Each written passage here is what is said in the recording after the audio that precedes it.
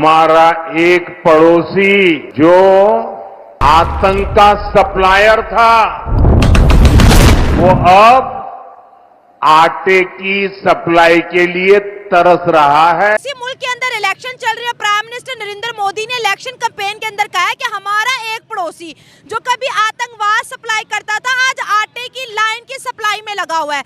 रही बात आटे की, तो हमारे यहाँ पर किसी को भी कोई निज़ाम बेहतर नहीं है। मरियम नवाज अगर आई है 4 पे रोटी अगर कम करके, तो कोई बड़ा उन्होंने काम नहीं कर दिया।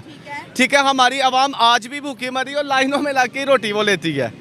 ठीक है, नान अगर वो कह रहे हैं कि हमने 20 रुपए का कर दिया है, 5 रुपए कम किया, तो ये कोई बड़ी बात नहीं। हमारी सब्जियां इतनी महंगी हैं, तो रोटी अगर 4 पे सस्ती कर दी है, और वो भी कोई बड़ा मार्का नहीं किया, ये हम अगर सस्ती की है तो वो इनकी मेहरबानी है। इंडिया आटे के ऊपर हमें ट्रोल कर रहा है। 25 करोड़ आवाम कहते हैं आटे की लाइनों में लगी है। उन्होंने करना है क्योंकि वो ताकि निकल गया, वो तो हमें करे ही करेंगे। क्यों करेंगे? क्योंकि ज़ाहिर बात है हमारी गवर्नमेंट सारी पीछे है, तो वो हमारे पे गौर फिक्र करे तो फिर है गवर्नमेंट। मैंने पहले बताया इंडिया मोदी कर सकता है, वो कर रहा है। क्यों? क्योंकि वो चांद पे चला गया है, वो सारा कुछ कर रहा है। हमारी आवाम आज वाकई लाइनों में लगी हुई है, और उसका जिम्मेदार गवर्नमेंट है, हमारे एस्टेब्लिशमेंट है, हमारा सारा ये निज़ाम को खराब कर।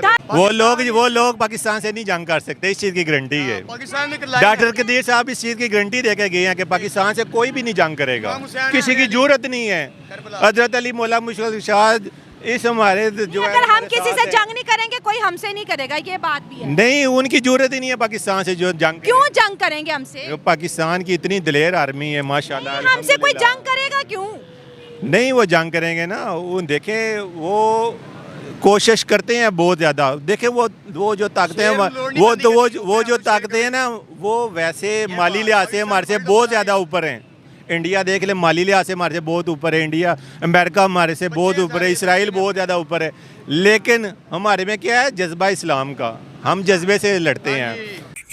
जय हिंद दोस्तों।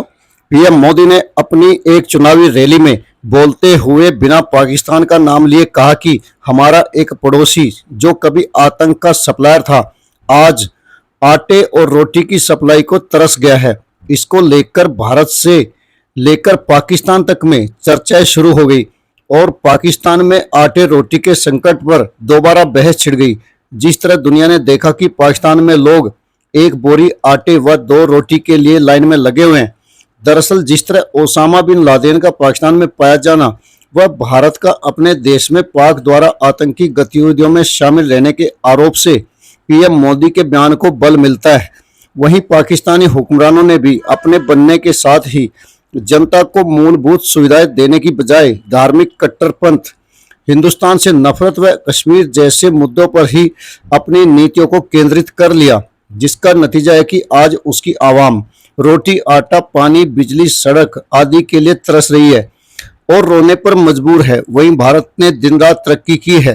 पाकिस्तान में आज भी अलगाववाद, आतंकवाद, भ्रष्टाचार व बेरोजगार अपने चरम पर है, और जहां दुनिया आज तकनीक जैसे क्षेत्रों में तरक्की कर रही है, वहीं पाकिस्तानी जनता सिर्फ आटा रोटी के लिए संघर्ष करती नजर आती है और उसके हुक्मरान एक दरवाजे से दूसरे दरवाजे मदद की आस में घूमते नजर आते हैं। इसी को लेकर जब पाक मीडिया ने पाक जनता से बात की, तो हमेशा की तरह कुछ लोगों ने इसे सही माना तो कुछ ने वही पुराना अल्लाह, आर्मी, एटम बम की बातें करनी शुरू कर दी।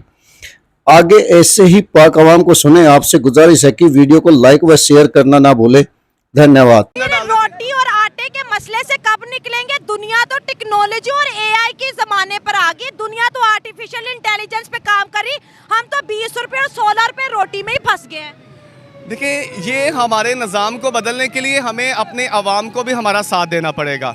जब अवाम बाहर निकलेगी, अपने हक़ के लिए आवाज़ उठाएगी, तब ही होता है। लेकिन हमारी जब कोई आवाज़ यहाँ पे उठाता है तो उसकी आवाज़ को दबा दिया जाता है, तो जेल में डाल दिया जाता है। क्यों? क्योंकि जब वो अगर रोटी के लिए आवाज़ उठाएगा या अपने हक़ के लिए आवाज़ उठाएगा या किसी काम के लिए, तो हमारी आवाज़ को तो दबा दिया जाता है, और ख़ास तौर पे हमारे यूथ की आवाज़ को दबा दिया जाता है। जो भी आवाज़ उठाता है उसे जेल में डाल देते हैं। लेकिन हमारे इलेक्शंस हो रहे हैं 2 नंबरी के साथ, वो इलेक्शंस करते हैं, वो चांद पे चले गए। हम इलेक्शन करते हैं, हम खाक के अंदर है, हमारी आवाम खाक के अंदर है। 140 करोड़ आवाम का मुल्क है। डॉलर 80 रुपए, आटा 25 रुपए, यूनिट 9 रुपए और 300 रुपया फ्री। इंडिया कैसे अफोर्ड कर पा रहा है? इंडिया ने देखें, जब हमारे निज़ाम का यहाँ पे तरीक़ाकार हमें निज़ाम को चलता है स्टैब्लिशमेंट। अच्छा, हमारे स्टैब्लिशमेंट यहाँ पे चलती है, स्टैब्लिशमेंट से हमारा काम करता है। अब इंडिया की अगर बात करें तो इंडिया के गवर्नमेंट को मोदी या उनकी पूरी सरकार जो है वो लेके चलती है, और जिससे उनके मुल्क के निज़ाम बेहतर है। हमारे यहाँ पर गुलामी है, और जो बूट पॉलिश करता है उसको आगे ले आते हैं, जो बूट पॉलिश नहीं करता उसको आप जेलों का। जब अल्लाह अकबर का नारा लगता है ना, हजरत अली मौला मुशर्रफ का नारा लगता है, या अली मदद, सब कुछ खत्म हो जाता है।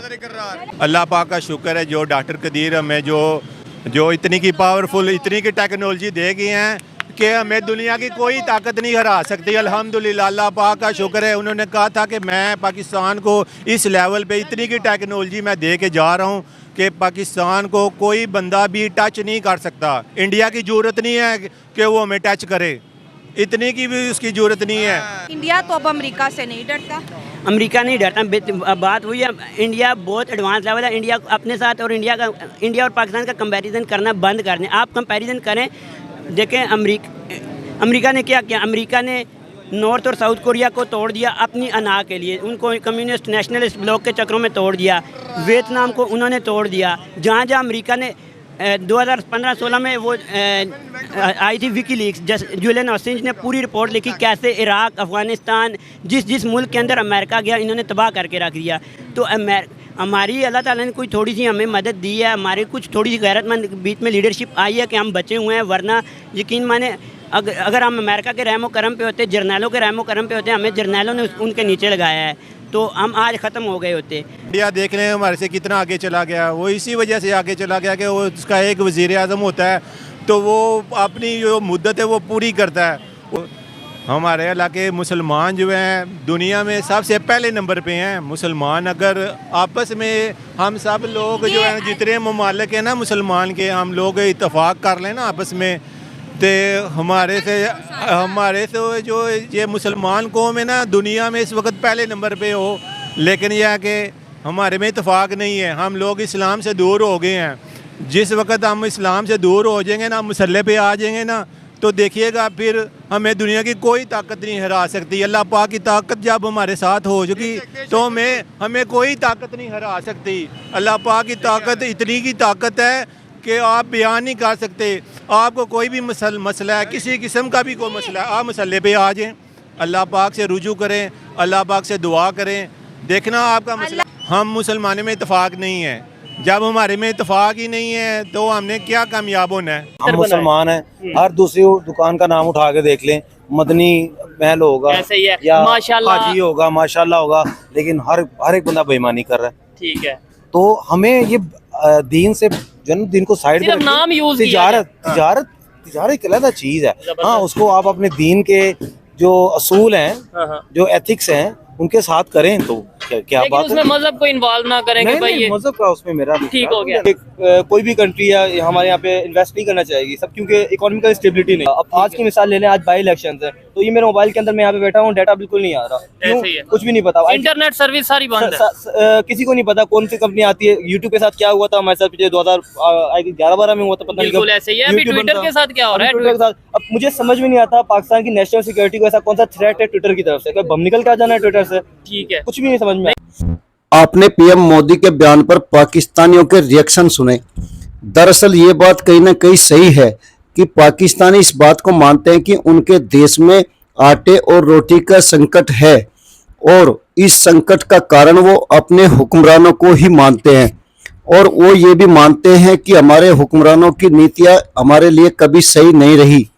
वहीं पीएम मोदी को वो सही ठहराते हैं, और बिजली, पानी, सड़क जैसे मुद्दों पर उनके हुक्मरानों ने कभी ध्यान नहीं दिया। लेकिन वहीं पे कुछ पाकिस्तानी सिर्फ आज भी एटम बम, अल्लाह और आर्मी को ही पुकारते नजर आते हैं। दरअसल ये सब वहाँ की मीडिया और हुक्मरानों द्वारा अपनी आवाम को भारत नफरत, हिंदू नफरत में अंधा बना देने के कारण है। और मदरसों से निकले युवा के पास आज पाकिस्तान में कोई रोजगार नहीं है। ऐसे में पाकिस्तानी हुक्मरानों को अपनी नीतियों को बदलने की जरूरत है, और आतंक वगैरह छोड़कर अपनी आवाम के बारे में सोचने की जरूरत है। नहीं तो ये आटा, रोटी, बिजली, पानी, सड़क का जो संकट है ये आने वाले समय में और बढ़ सकता है। आज पीएम मोदी इस बात को कह रहे हैं, कल सारी दुनिया भी इस बात को ही कहेगी, लेकिन पाकिस्तान को इसके ज़्यादा आगे बढ़कर अपनी आवाम के बारे में सोचने की ज़रूरत है और भारत से दुश्मनी ख़त्म करने की भी ज़रूरत है। हिंदू, हिंदुस्तान और कश्मीर, अब ये नारे इनके हुक्मरानों के नहीं चलने वाले। जनता भी धीरे धीरे इस बात को समझती जा रही है। ये आपने पाकिस्तानियों के रिएक्शन से समझा होगा। वीडियो को लाइक व शेयर करने के लिए आप सभी का धन्यवाद। जय हिंद, जय भारत।